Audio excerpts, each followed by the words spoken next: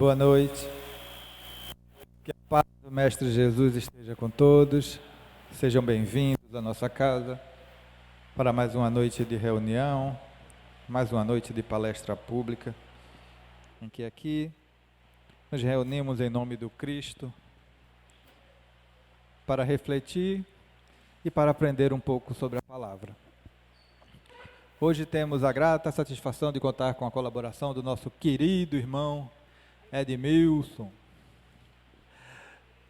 fazendo a nossa palestra de incentivo à campanha do Quilo, trazendo para nós o capítulo 28, do Evangelho segundo o Espiritismo, ação de graças por uma graça obtida, não é isso? Por um favor obtido. Antes do início da nossa atividade, da nossa prece, para nossa reflexão, a lição de número 135 do livro Pão Nosso, Caminho, Verdade e Vida. Ouro intransferível. Aconselho-te que de mim compres ouro provado no fogo, para que te enriqueças. Apocalipse, capítulo 3, versículo 18. Sempre vulgares as aquisições de custo fácil. Nada difícil ao homem comum perseguir as possibilidades financeiras, aliciar interesses mesquinhos, inventar 1000 recursos para atingir os fins interiores. Entretanto, os que adotam semelhante norma desconhecem o caráter sagrado do mais humilde patrimônio que lhes vai às mãos, abusando da posse para sentirem-se depois mais empobrecidos que nunca. A recomendação divina é suficientemente clara. Para que um homem se enriqueça, deve adquirir o ouro provado no fogo. Fortuna essa que procede das mãos generosas do Altíssimo. Somente essa riqueza espiritual, adquirida nas situações de trabalho árduo, de profunda compreensão, de vitória sobre si mesmo, de esforço incessante, conferirá ao espírito a posição de ascendência legítima, de bem-estar permanente, além das transformações impostas pelo sepulcro, e apenas levará a efeito tão elevada conquista após entregar-se totalmente ao Pai para a grandeza do divino serviço. O homem mobilizado pelo homem poderá, sem dúvida, receber volumosos salários. Convenhamos, porém, que esses bens se transformam sempre ou algum dia serão transferidos a outrem, pelo detentor provisório. No entanto, quanto o trabalhador gasta suas possibilidades nos trabalhos do bem, com o esquecimento do egoísmo, desinteressado de si próprio, colocando acima dos caprichos da personalidade os objetivos da obra de Deus, lutando, amando, sofrendo e entregando-se a Ele, aquele indiscutivelmente o ouro eterno e intransferível. Que assim seja.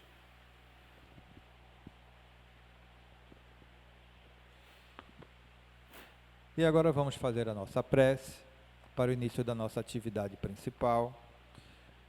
Vamos elevar o nosso pensamento ao alto e roguemos. Querido Pai, querido Mestre Jesus, querido irmão e mentor Moacir, te agradecemos mais uma vez por abrir as portas dessa casa de oração e de trabalho para todos nós que aqui nos encontramos, encarnados e desencarnados. Que a lição que será estudada e refletida nessa noite de hoje possa nos auxiliar a entender melhor as nossas condições humanas, a entender essa nossa jornada e a superar as nossas próprias fraquezas e limitações. Te agradecemos por mais essa oportunidade de aprendizado e rogamos à espiritualidade amiga o auxílio no entendimento do que será ministrado essa noite. Que Deus nos abençoe e que o Mestre Jesus ilumine os nossos caminhos hoje e sempre. Que assim seja. E assim, nessa rogativa, com a permissão da espiritualidade amiga, damos por iniciada a atividade da noite. Passo a palavra ao meu querido irmão Edmilson.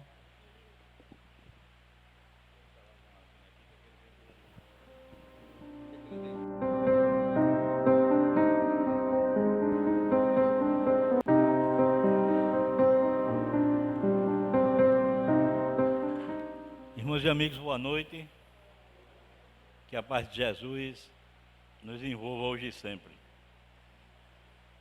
Mantendo as orientações da Fraternidade Espírita de Campanha do Quilo, do qual fazemos parte, e da Regional Casa Amarela, da coordenação, e a aceitação da Casa de Moacir de incluir no seu ciclo de palestras de incentivo à Campanha do Quilo, na forma de esclarecimento e orientação às pessoas a respeito da campanha propriamente dita. E as regionais ficam encarregadas de levar aqueles que vão fazer o incentivo de campanha. E nós tivemos um contratempo, coincidentemente, 2 meses seguidos, para ver alguém de outras regionais para cá, e então nós ficamos a incumbência de repassarmos, uma vez que fazemos parte da Fraternidade Espírita, né? E a gente sugeriu para a Regional Casa Amarela esse mês, como nós tivemos feriado ontem, Dia da Consciência Negra, em que se comemora, se homenageia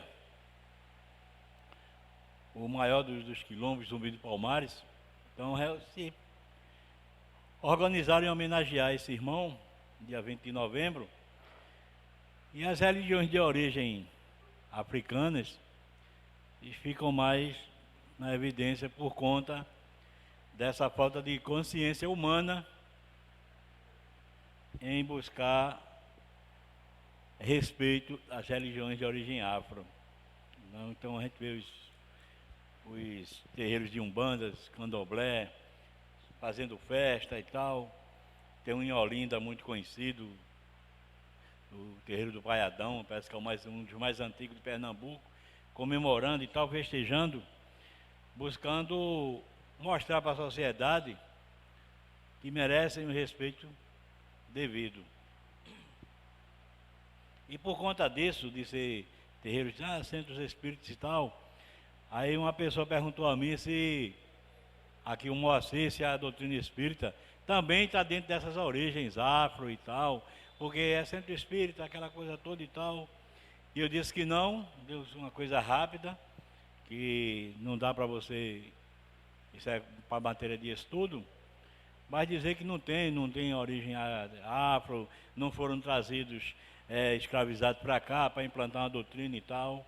Não, foi tudo dentro de um planejamento espiritual, traçado por Deus, uma revelação que Deus nos passou.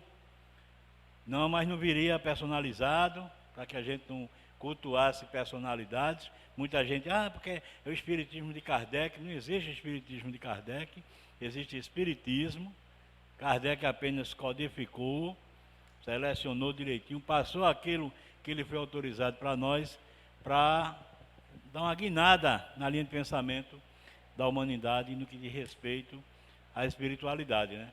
Então, ele falou a respeito, nas reuniões que tem lá, né, reunião espírita e tal, eu disse, o que é que você entende por reunião espírita? Aí, para quem não tem conhecimento, acha que vai ter aqui uma série de ritual, que vai ter aquelas coisas que tem nos centros que são espiritualistas, né? Há uma diferença entre espíritas e espiritualistas, né? E eu peguei essa ideia, eu digo, vai ficar dentro do incentivo, porque uma vez que o incentivo vai ser ação de graça por um favor obtido, eu vou aproveitar e vou pegar nesse mesmo capítulo, pegar lá no início, capítulo 4 e 5, que fala justamente de reuniões espíritas, né? Para que nós possamos entender, para que quando nós voltarmos para casa, poder passar para as pessoas quais são as reuniões que nós temos aqui. Porque muitas vezes as pessoas se surpreendem. E quando chega aqui, como já foi comentado várias vezes, pessoas que vêm pela primeira vez para tomar conhecimento, e assim, poxa, eu pensei que era outra coisa, mas vocês falam de Jesus igual em outras igrejas que eu já fui. E quando é comigo, eu digo que, quando eu busquei essa casa pela primeira vez, o senhor que me atendeu, um companheiro nosso, seu Rui, quem é mais antigo aqui vai lembrar dele, e eu estava passando por as perturbações, e conversei com ele. As minhas perturbações eram de cunho moral. Não estava me conduzindo como teria que conduzir. Gostava da noite, da boemia, e estava desandando. E irresponsavelmente, socialmente, como se diz, eu estava me conduzindo muito bem. Mas tinha alguma coisa errada, né? E quando eu falei para ele que eu busquei essa casa na esperança de que me aproximasse de Jesus, de Deus, eu falei de Deus. Me aproximo de Deus, porque na situação que eu estou, se eu me afastar de Deus, vai ficar pior ainda. Ele falou assim para mim: meu amigo, todo o trabalho nesta casa é embasado no Evangelho do nosso Senhor Jesus Cristo. Eu disse: então eu vim para o lugar certo, como é que eu faço? Aí ele me orientou, vim nas quartas-feiras. Antigamente existia consulta, que hoje a gente fala atendimento fraterno, né, por orientação das federações. E eu fiz o atendimento fraterno, tudo, e pronto, fiquei até hoje. Me encontrei amigos verdadeiros. Vocês que vêm, a cada pessoa nova que vem, uma amizade nova que surge, é uma graça que Deus nos dá, a alegria de ter vocês aqui. E vou ficar aqui até hoje, né? Então, mas você fica com aqueles pensamentos: o que é que vai ter? Tem gente que pensa que vai ter uma manifestação espiritual, vai ter um ritual qualquer que seja, e não tem, porque a doutrina espírita não é ritualística, não tem sacerdócio, tá entendendo? Não tem um melhor trabalhador. O melhor trabalhador na casa espírita é aquele que faz a tarefa com amor, aquele que varreu o salão antes da gente chegar, aquele que organiza ali o som, o outro faz a escala, e assim vai, mas todos fazem com a vontade de que possa servir melhor, né? Então eu vou ler aqui na íntegra. Quem tiver o Evangelho segundo o Espiritismo em casa, pega no capítulo 28, as lições 4 e 5, onde tem assim, reuniões espíritas, né? E a gente vai ver que vai ficar mais seguro quando sair de casa. Eu vou para o Moacir, vou assistir uma reunião. Reunião o quê? Pode dizer, vou assistir uma reunião espírita. E pode até, por curiosidade, a pessoa vir conferir o que é uma reunião espírita. Essa reunião é aqui ou em qualquer instituição que você for. Nós estivemos quarta-feira no Bittencourt Sampaio, Núcleo Espírita Bittencourt Sampaio, lá na Eurico Chaves, uma reunião tal qual essa daqui. Reunião espírita, onde se falou dos ensinamentos de Jesus, dos benefícios que Deus nos dá dia a dia, que é o tema de hoje, e da nossa falta de gratidão, da nossa falta de reconhecimento. Não é falta de agradecimento a Deus, é falta de gratidão, que é diferente. Gratidão é diferente de agradecimento. É nossa falta de gratidão. Então eu vou ler aqui na íntegra, vocês conferem em casa, eu vou deixar sempre essa referência, capítulo 28, lições 4 e 5, e lá na frente o item 28, que vai ser justamente essa ação de graça por um favor obtido. Por que isso? Porque em casa, a gente fazendo uma releitura, cada um de nós tem uma capacidade cognitiva diferente, tem um poder de absorção diferente. Então cada um vai absorver de uma forma, mas quando chegar em casa que fizer a releitura, vai fazer a sua linha de pensamento e pode se conduzir naquilo que leu, porque somos diferentes. Mas as nossas condutas têm que ser convergentes com aquilo que Jesus ensinou. A gente pode agir de qualquer maneira, pensamentos diferentes, mas convergindo para aquilo que Jesus ensinou. Cada um à sua maneira, cada um à sua condição. Então vejamos bem. Aí tem aqui uma nota, que foi uma proposta colocada por Kardec, que ele diz assim: reuniões espíritas. Onde quer que se encontram 2 ou 3 pessoas reunidas em meu nome, eu com elas estarei. Isso a gente já ouviu num culto evangélico, numa missa, já, que está lá em Mateus, capítulo 18, a lição número 20. Onde houver ou três pessoas reunidas em meu nome, eu com elas estarei. Mas Kardec faz uma dissertação para que a gente se situe o que é estar reunidas em nome de Jesus. Estarem reunidas em nome de Jesus, 2, 3 ou mais pessoas, não quer dizer que basta se achem materialmente juntas. É preciso que estejam espiritualmente em comunhão de intentos e de ideias para o bem. A gente já começa a imaginar por que é que eu fui para o Moacir hoje, por que é que eu estou assistindo a reunião, a quem eu estou dirigindo meus pensamentos.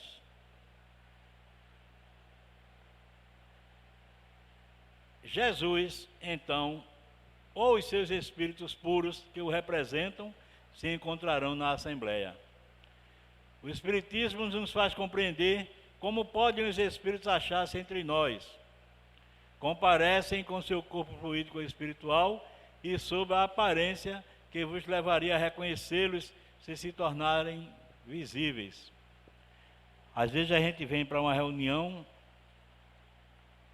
sofrendo porque perdeu um parente, uma pessoa muito querida, um irmão, um amigo, um pai. Mas a dor é controlável. O sofrimento às vezes é inevitável. Se entregar a ele, já é uma questão nossa, que requer de nós às vezes um socorro necessário. Porque se você sofre porque perdeu um parente, é uma coisa diferente. Mas se você quer se entregar ao sofrimento porque perdeu um parente, isso não é bem visto aos olhos de Deus. Nós não temos coração de barata, como as pessoas dizem a grosso modo. Nós sofremos a perda de um ente querido, mas a resignação nos mostra o caminho que devemos seguir. Agora, se a pessoa quer se entregar ao sofrimento, ninguém pode tirar dela essa condição, a não ser que ela desperte. Nós vamos orar por ela, pedir a Deus que ilumine seus caminhos, que acorde para a vida, porque a vida continua, e ela vai despertar e vai seguir. Mas às vezes a pessoa se entrega de uma forma tal que vai definhando mesmo e termina partindo. Isso não é demonstração de amor. Tem mais fraqueza do que vontade de viver. E é nesse sentido que a gente vai incentivar a pessoa a acordar para a vida. Por isso que o Espiritismo é esse consolador que Jesus nos mandou. Não disse que a gente se entregasse ao sofrimento. Imagine se a vida tivesse que parar porque a gente perde um parente, nós teríamos aniquilados. Imagina uma mãe perder o filho.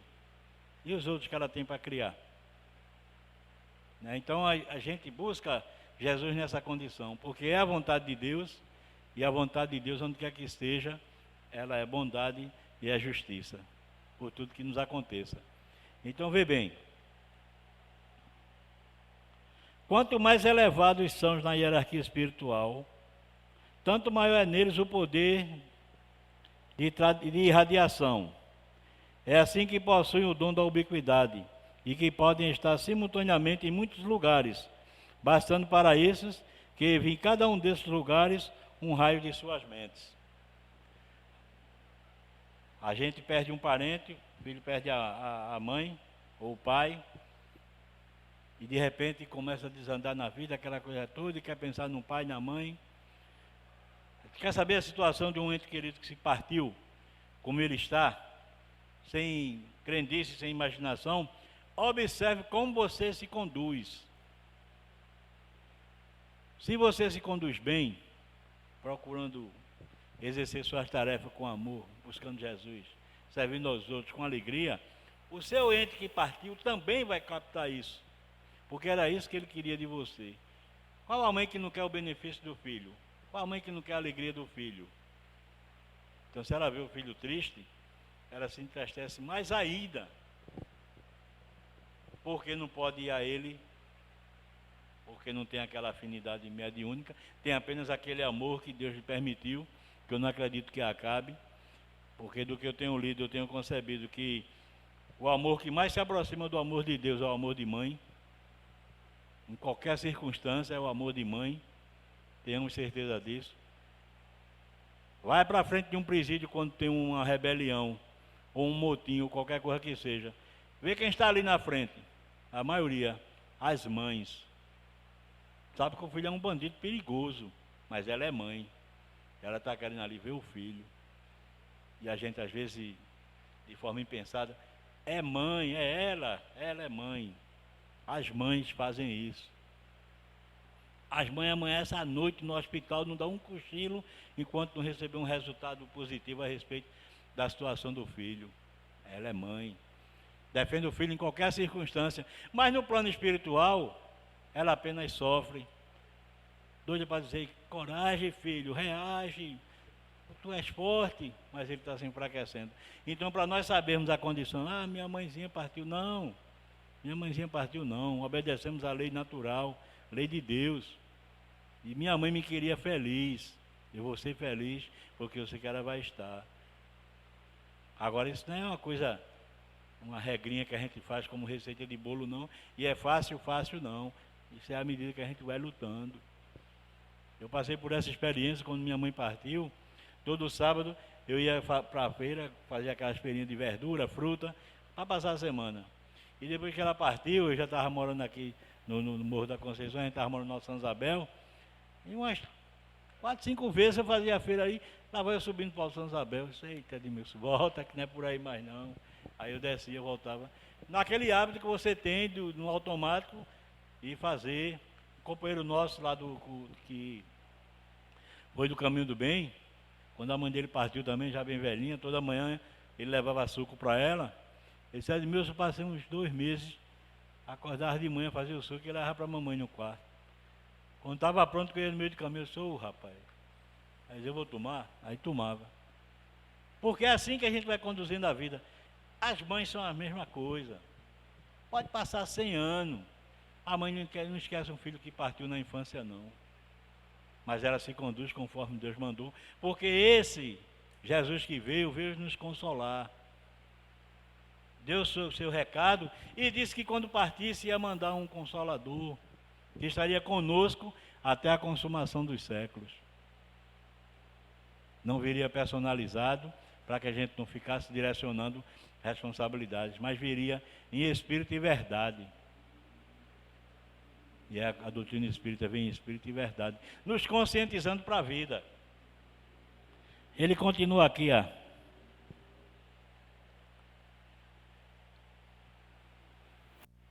querido, você está aqui. Dizendo as palavras acima transcritas, que Jesus vai revelar o efeito da união e da fraternidade. O que o atrai não é o maior ou o menor número de pessoas, pois em vez de 2 ou 3 ele poderia ter dito uma multidão. O que vai se direcionar para Jesus é a nossa linha de pensamento, para onde estamos convergindo quando estamos reunidos. Numa reunião de trabalho, só se trata de trabalho. Reunião familiar, vamos tratar de assuntos familiares. Mas numa reunião como essa, vamos tratar das nossas relações espirituais e a nossa conduta para aquilo que estamos aprendendo. Se aqui for passado para alguém algum ensinamento que desvie dos ensinamentos de Jesus, que desvie os ensinamentos kardecianos, é melhor a gente se afastar. Porque foi isso que Emmanuel disse a Chico uma vez. Ele disse, Chico, quando eu disser uma coisa a você, que for diferente do que Kardec diz, e divergente do que Jesus ensinou, me esqueça e fique com os dois. Emmanuel disse a Chico. Então todo conselho que é dado por Emmanuel para Chico, é para que ele desperte para Jesus. Tudo que se passa aqui para nós, é para que a gente melhore para Jesus. Tudo que a gente faz aqui. Não é o que sai daqui para vocês não, porque todos nós aqui somos necessitados. Todos nós. A responsabilidade maior ainda daquele que está passando para vocês, porque eu estou passando para vocês nada que vem de mim, mas de tudo que eu aprendi. Então eu tenho uma responsabilidade maior, porque é mais fácil vocês me reconhecerem lá fora do que eu lembrar de todos vocês. Imagina se não é. Aí um dia eu vou ali na rua, um de vocês me encontrou na rua, rapaz, eu conheço aquele, ele é lá do Moacir. E se eu estiver fazendo uma atitude reprovável? Vê que coisa como fica. Então a gente aprende a ter responsabilidade cristã. Isso quem disse foi o André Luiz, numa citação que ele faz assim: mais tarde, quando estivermos mais espiritualizados, vamos ver que é tão somente responsabilidade cristã, tudo que nós fizermos. Como assim, Edmilson, responsabilidade cristã? Com a nossa vida cotidiana, onde quer que estejamos. Como Krishna disse a Arjuna, que toda a sua obra seja para agradar ao Senhor. Então a gente se policia, tudo que a gente tiver que fazer, não faça para prejudicar ninguém não. Faça com verdade. Ah, mas o camarada tentou me prejudicar, mas eu tive que tomar uma providência. Toma uma providência cristã, toma uma providência com responsabilidade, porque Jesus não descartou a defesa, não. Jesus condenou a vingança. Não faça para retribuir o mal com o mal. Você está trabalhando, um camarada quer lhe prejudicar, você tenta por diversas vezes admoestá-lo daquilo, ele não consegue, você vai à chefia. O trabalho tem que ser bem conduzido. Fulano está trabalhando a boa conduta do serviço. Não é que eu quero prejudicar ele. Eu quero conduzir o trabalho dignamente. Mas antes, eu procurei me entender com ele. A gente aprende isso na campanha do quilo. Nos deveres lá diz assim: quando o legionário observar alguma falta no companheiro de tarefa, deve procurar esclarecê-lo amorosamente. A gente vai lá e diz: olha, vem cá, o trabalho tem que ser feito, a melhor forma de fazer é assim, assim, e façamos. E se ele continuar, para que os dois não se prejudiquem, esclarece, busca a chefia para dar um denominador. Isso é trabalhar com responsabilidade, sem a menor intenção de prejudicar. A gente vai aprendendo isso com os ensinamentos que são passados em palestras, com leituras edificantes, principalmente com o Evangelho e naquilo que Jesus ensinou. E a gente fica com a consciência tranquila. Com a consciência tranquila. Não tem assim, meu Deus, será que fulano vai se dar mal? Paciência. Eu fiz o que tinha que ser feito. Eu esbocei um esforço de o serviço continuar. E mais tarde, se ele tiver consciência, ele vai agradecer. Eu estava errado, não percebi, fulano me orientou, agora eu vou me melhorar. E com relação, isso aqui a gente vai ler em casa, viu, capítulo 28, reuniões espíritas. A gente vai entender que essa aqui é uma reunião espírita. Estamos buscando aqui ensinamentos para nos melhorar espiritualmente. Tanto é verdade que a gente vai voltar para casa hoje melhor do que quando a gente chegou aqui. Eu tenho certeza disso. Eu me propus a isso, de voltar para casa melhor do que quando eu vim para cá. E acredito que vocês também vieram buscar algum lenitivo. Vão voltar para casa melhores. E se faltar alguma coisinha, corre logo para o Evangelho. Não vai nessa não. Chega em casa, está passando no noticiário, tá? Aí começa a se envolver num noticiário ruim. Não, corre para o Evangelho. Não perde essa coisa que Moacir, com a sua equipe espiritual, preparou para nós, não. Aprendendo de Jesus, porque a gente vai encerrando o ciclo de palestra, né? Amanhã é sábado, não tem palestra, então a gente encerra a semana com a sexta-feira, né? Sábado, ao último dia de tarefa na casa, para domingo iniciarmos a semana tudo do mesmo jeito, procurando servir a Jesus de alguma forma. Então a gente tem essa oportunidade. Não entendeu direito, busca o Evangelho, busca Jesus. Aí eu vou lá para o que foi proposto, que nesse capítulo 28 trata de as coletâneas de preces, né? Pedir e obtereis, aí tem toda a orientação a respeito das preces, né? A gente vai começar a ter mais acanhamento em pedir, porque a gente é eternamente pidão, a gente pede muito, mas será que a gente faz alguma coisa? Ou se pelo menos a gente reconhece, ou se a gente agradece? Aqui no Evangelho também tem umas orientações de umas preces que tem para a gente agradecer por um favor obtido. Quando eu leio aqui a apresentação dessa coletânea, a gente vai observar. Eu, quando comecei a ler, eu comecei a me ver parte do meu dia a dia. Depois a gente tinha nem percebido isso. E a gente já começa a dar uma freada na nossa impulsividade de ter as coisas segundo o nosso prazer. Porque a gente é muito imediatista naquilo que nos diz respeito. Se eu estou precisando, eu quero ser o primeiro da fila. A gente vai ver supermercado, quer que na hora que a gente vá para casa o caixa esteja livre. Está aquela fila bem grande, a gente já não gosta. vai fazer um serviço bancário, onde quer que estejamos, num posto médico, a gente quer sempre ser o primeiro. Mas não é por aí. Como é que a gente vai se conduzir? E quando chega a sua vez que o sistema cai? Qual é a nossa conduta? Está com pressa, aí na hora que vai chegar próximo, aí pronto, cai o sistema. Aí pronto, já sabe a quem a gente vai direcionar os pensamentos. Mas a gente se policiando não, meu Deus. Então vamos ver aqui, ó. Ação de graça por um favor obtido. Ação de graça por um favor obtido. Vê que negócio bacana. Não se devem considerar como sucessos ditosos apenas o que seja de grande importância. Muitas vezes, coisas aparentemente insignificantes são as que mais influem em nosso destino. O homem facilmente esquece o bem para, de preferência, lembrar-se do que o aflige. O homem facilmente esquece o bem. Isso é uma verdade. Aí tem um ditado que diz assim: quem bate, esquece, quem apanha, não esquece, né? Mas o bem a gente esquece mais fácil ainda. Porque a gente valoriza muito as coisas ruins, dada a nossa inferioridade, a nossa condição espiritual, a nossa propensão para o mal. Ainda somos espíritos de terceira ordem, ainda estamos lá pela 10ª classe, talvez tenhamos melhorado alguma coisinha. Apesar da Terra já estar na sua transição, porque está na transição desde que foi formada, mas está mais acentuada essa transição, mas a gente ainda continua com a propensão para o mal. E a gente vai aprendendo com o Evangelho a vencer essa propensão, que é inerente a qualquer um de nós. Isso em casa, na rua, no trabalho, onde quer que estejamos. E nas coisinhas pequenas que ele falou aqui, aparentemente insignificantes.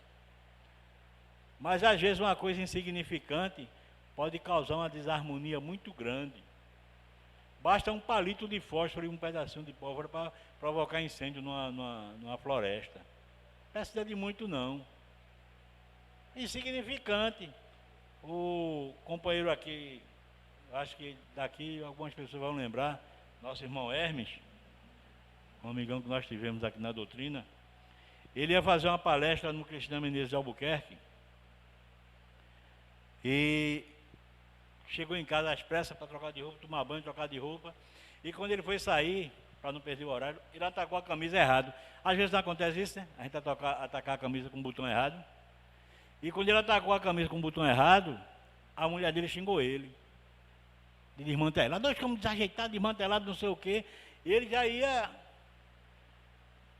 ser grosso com ela. Mas ele disse que, olha, Edmilson, quando ela falou daquele jeito comigo, veio aquela hora que eu já ia falar para ela, aí veio aqui no meu ouvido e vai falar de Jesus, hein? Imagina. Ela sai de casa desse jeito para ir falar de Jesus lá no centro. Aquele santo, aquele anjo, aquele santo. Aí ele, minha velha, me perdoe pelo amor de Deus. Deu um abraço nela, deu um cheiro nela, ela ficou olhando assim e tal. Depois ele contou a ela por que foi. Você imagina, é uma coisinha insignificante. Um botão podia causar uma tragédia, uma discussão, uma briga, qualquer que fosse, por conta de um botão que estava mal atacado. Ela podia ter dito direito a ele, mas ele podia também considerar como ele considerou. Faltou, o seu anjo de guarda na hora agiu para ele, em benefício dele. Ele disse, oh meu Deus, não valeu e tal. Foi para lá, fez a palestra, tudinho agradecido. Quando voltou, explicou a ela. Porque às vezes a gente é assim, é invigilante. A gente é invigilante. E atribuir isso a quem? A quem a gente ia atribuir? Que a gente não assume responsabilidade. A culpa é sempre dos outros. O evangélico diz que a culpa é do inimigo. O espírita diz que é do obsessor. Ninguém tem culpa, só eles que são responsáveis. Aqueles que nos perseguem. E o que é que eu tenho feito para que tudo isso aconteça?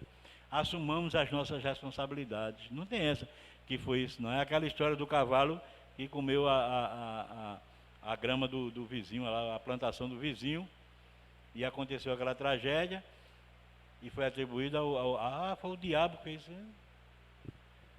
Eu vou mostrar a você que eu não tenho responsabilidade nenhuma. Como está separado aqui assim, ó. essa propriedade aqui criava hortaliças, né? Coentro, alface, cebola e tal. Esse camarada de cá tinha um cavalo que ficava amarrado, porque se soltasse o cavalo ia comer a hortaliça. O diabo foi lá e soltou o cavalo. Veja como são aqueles espíritos zombeteiros, que você pega aqui nas ordens dos espíritas, vocês vão ver quem são os zombeteiros. Veja que situação. Ele foi lá e soltou o cavalo. O que o cavalo faz? Foi lá e comeu a hortaliça do camarada todinha. O camarada com raiva matou o cavalo. O dono do cavalo com raiva matou o cara. O filho do cara matou. E pronto, causou a cara de... Rapaz, como é que você faz uma coisa dessa? As famílias se dizimaram. Ele disse, eu só soltei o cavalo. E agora? Ele só soltou o cavalo, vai responder, não vai? Pela irresponsabilidade dele. Mas quem cometeram os crimes? Eles que cometeram os crimes. Porque deram ouvido àqueles que queriam desarmonia. A mesma coisa acontece dentro do lar. Um casal, os irmãos, filho com o pai, o filho com a mãe. Um diz uma coisa, outro diz outra. Aí aqueles irmãozinhos zombeteiros. A gente não via no desenho animado, era um anjinho e um diabinho, né? Não tinha... É mais ou menos assim, daquele jeito. Um quer o bem, outro quer o mal. Aí diz uma coisa a você, vai lá, aí termina os dois brigando e eles se divertindo. São inconsequentes, não têm intenção de fazer mal nenhum, apenas se divertem com a nossa besteira, a nossa bobagem, e daqui a pouco se instala um problema. Não, foi só uma brincadeira. Então se refaz quando tiver uma situação que você se contrapuser, para antes de falar, propõe. A doutrina de Jesus era de proposta, até com relação às leis. Jesus nunca mandou ninguém desobedecer às leis mosaicas, mas ele propunha uma nova forma de interpretação. A lei de Italião era lei, é olho por olho, dente por dente, era severidade. Jesus fazia proposta. Aprendeste que foi dito aos antigos assim, assim, assim? Eu, porém, vos digo, fazei assim, assim, assim. Aceite essa proposta? Não estava descumprindo a lei, não. Para que a gente aprendesse a minimizar as situações.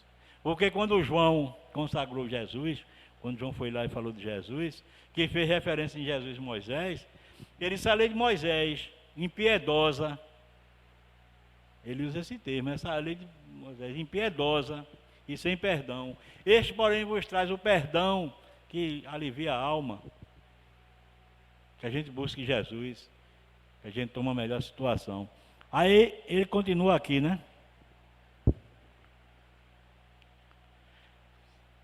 Todas as noites, ao elevarmos a Deus a nossa alma, devemos recordar em torno íntimo os favores que Ele nos fez durante o dia e agradecer-lhes, sobretudo no momento mesmo em que experimentamos o efeito de bondade e de sua proteção. É que nós sempre, por um movimento espontâneo de testemunhar a nossa gratidão, basta para isso que lhe dirijamos um pensamento, atribuindo-lhe o benefício, sem que se faça mister interrompermos nosso trabalho. O que é que ele quis dizer com isso? Esses inúmeros de favores que Deus nos faz.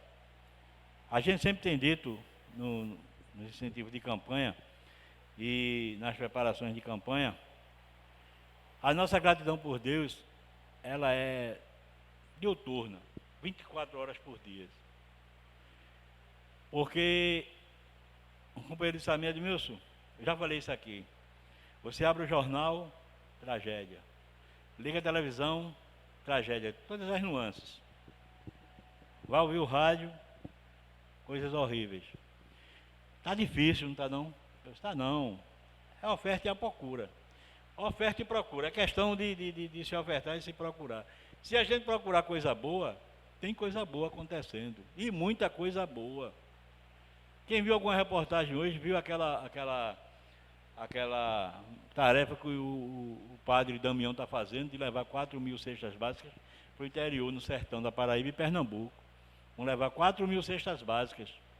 Um grupo de voluntários lá fazendo cesta básica e tal, organizando, para levar para as famílias que ainda vivem na seca no sertão.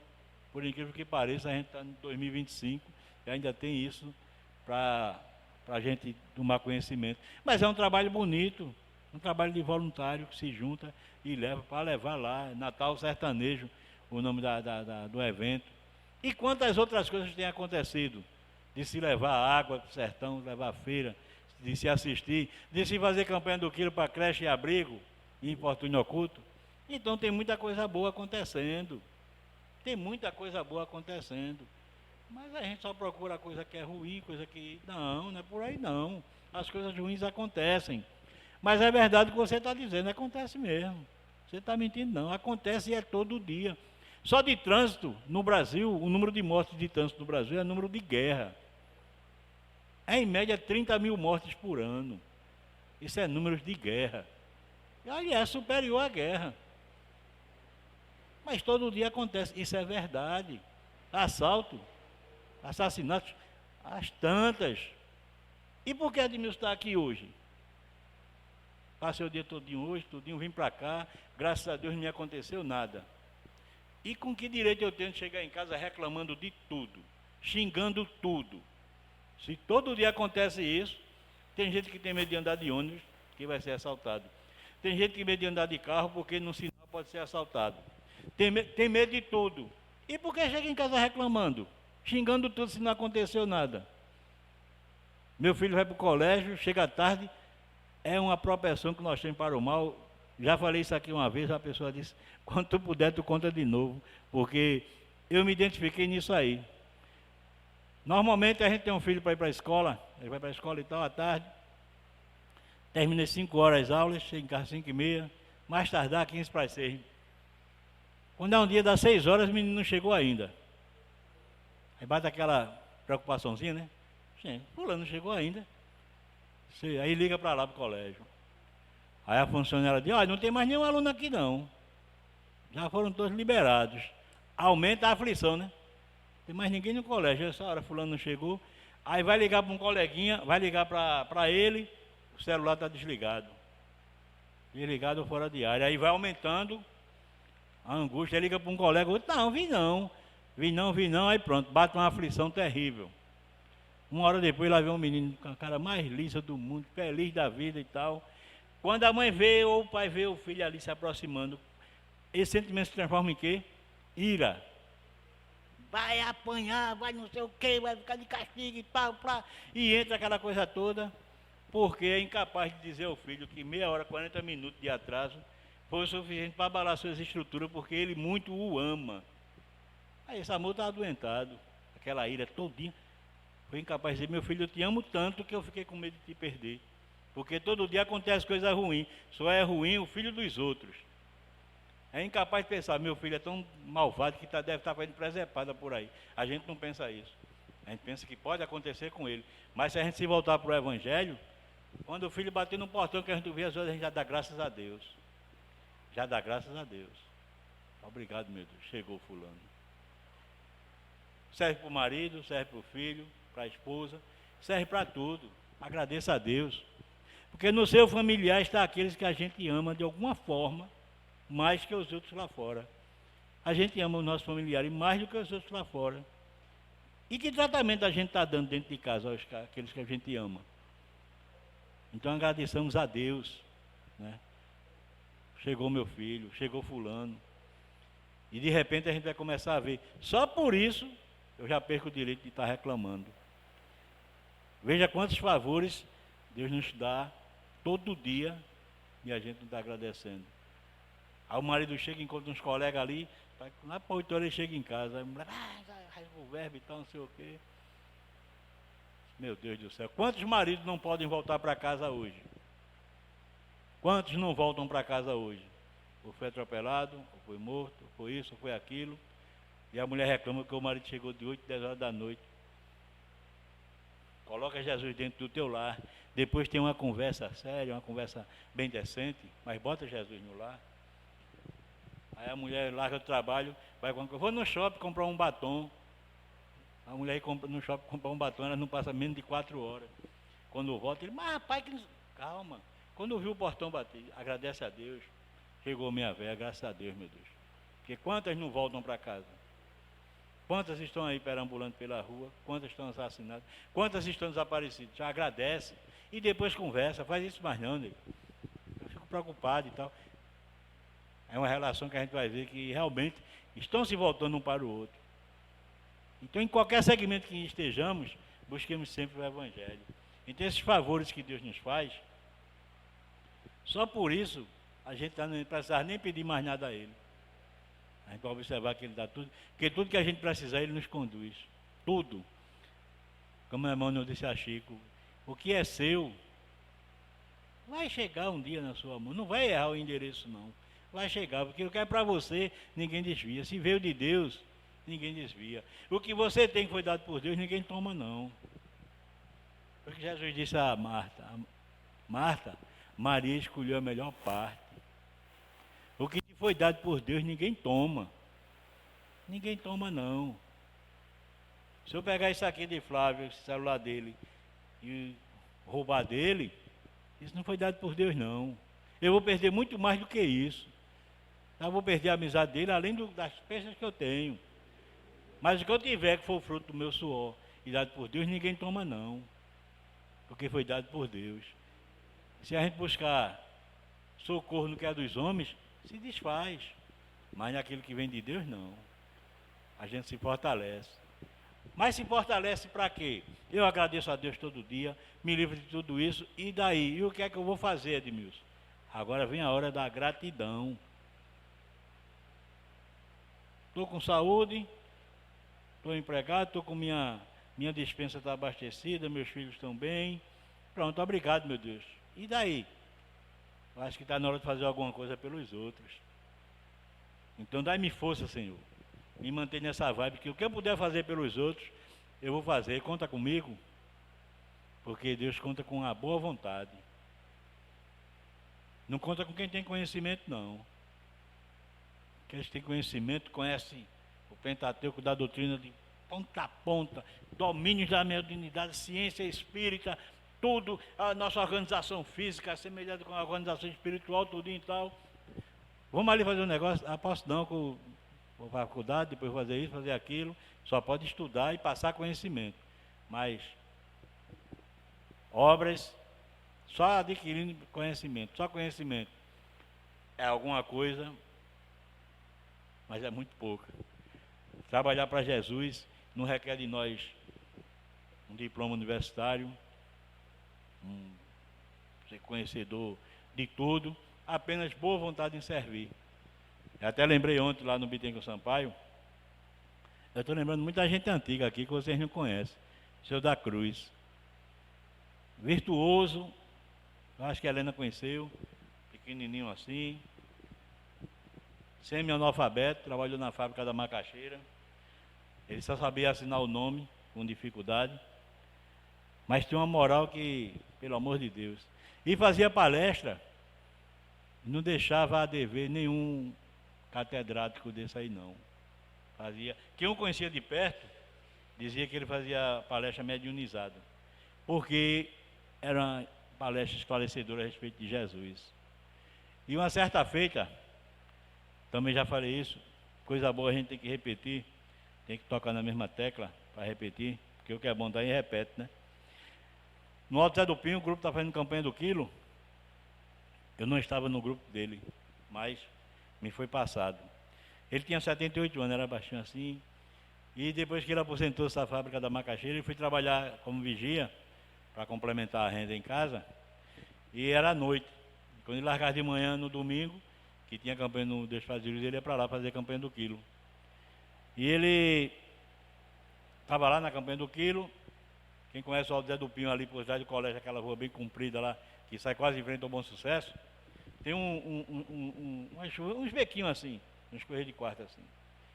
A gente ia por trás, aí um grupo saía, para até sair na rua principal. Naquela rua principal estava uma briga, dois jovens, dois rapazes, brigando mesmo, se atracando mesmo.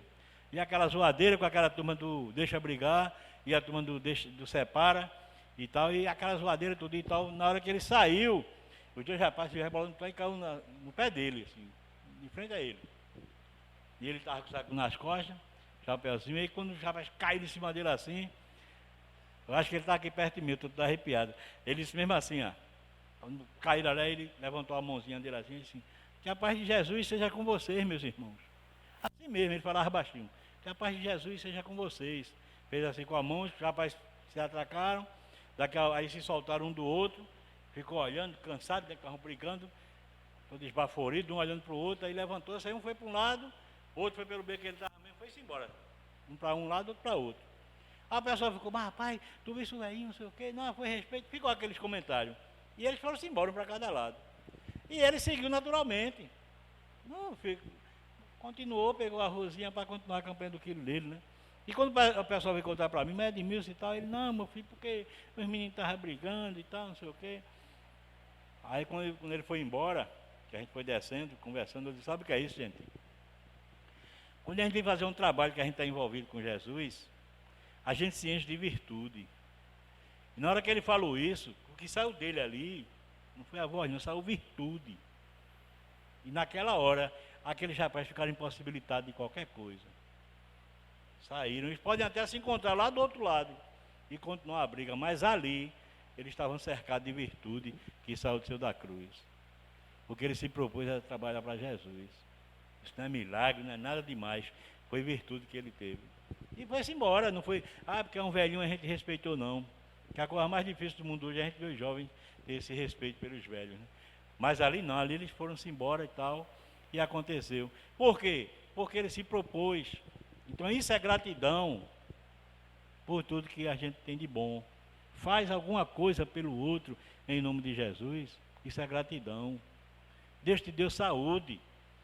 Para quê? Para cuidar da minha família. E mais o quê? Fazer alguma coisa por alguém. Lê a parábola dos talentos.